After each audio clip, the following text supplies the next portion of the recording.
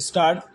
सभापति महोदय, यहाँ आए दिन भाषण तैयार किए जाते हैं, वे यहाँ पर पेश होते हैं, उन पर धन्यवाद के प्रस्ताव पेश होते हैं और पास होते हैं, परंतु हम अपने देश की सेवा तब तक नहीं कर सकते जब तक कोई ठोस काम नहीं करते, जब तक हम अपने हालात के मुताबिक काम शुरू नहीं करते, तब तक हमारी दशा में सुधार नहीं हो सकता। इस सदन में शिक्षा के बारे में कई बार कहा कि शिक्षा की पद्धति जो हमारे देश की है वह हमें अंधेरे की ओर ले जा रही है। वह शिक्षा जिसके द्वारा इस देश ने संसार भर में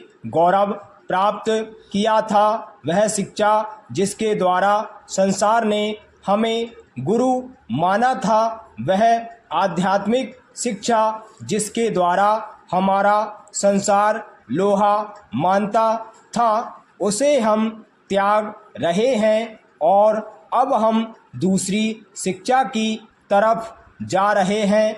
हमारे बच्चे अपने इतिहास को छोड़कर दूसरे मुल्कों के जापान, अमेरिका आदि के इतिहास को पढ़ने में रुचि लेते हैं।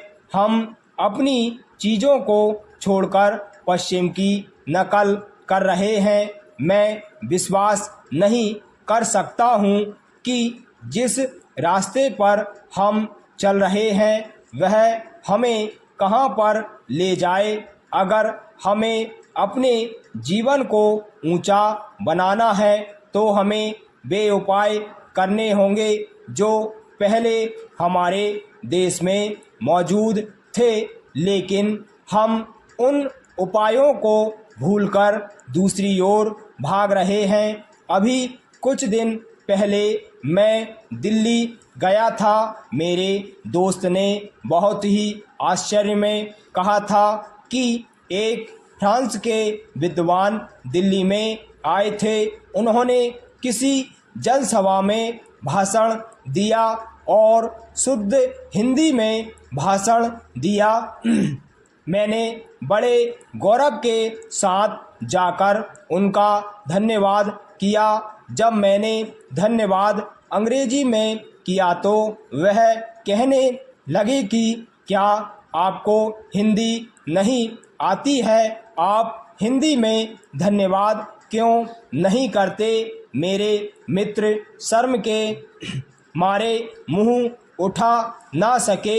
मैं अर्ज करना चाहता हूँ कि बाहर के विद्वान हिंदी में यहाँ आकर भाषण देते हैं और यहाँ के लोग अभी भी अंग्रेजी में बोलने पर गौरव करते हैं। यह किसी भी भारतवासी को शोभा नहीं देता।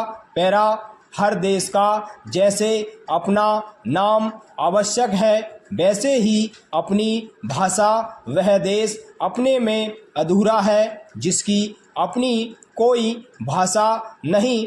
अंत में मैं यही कहूँगा कि यदि हमें उन्नति करनी है तो अपने पुराने गौरव को और अपनी जनभाषा को पुनः लौटाना ही होगा।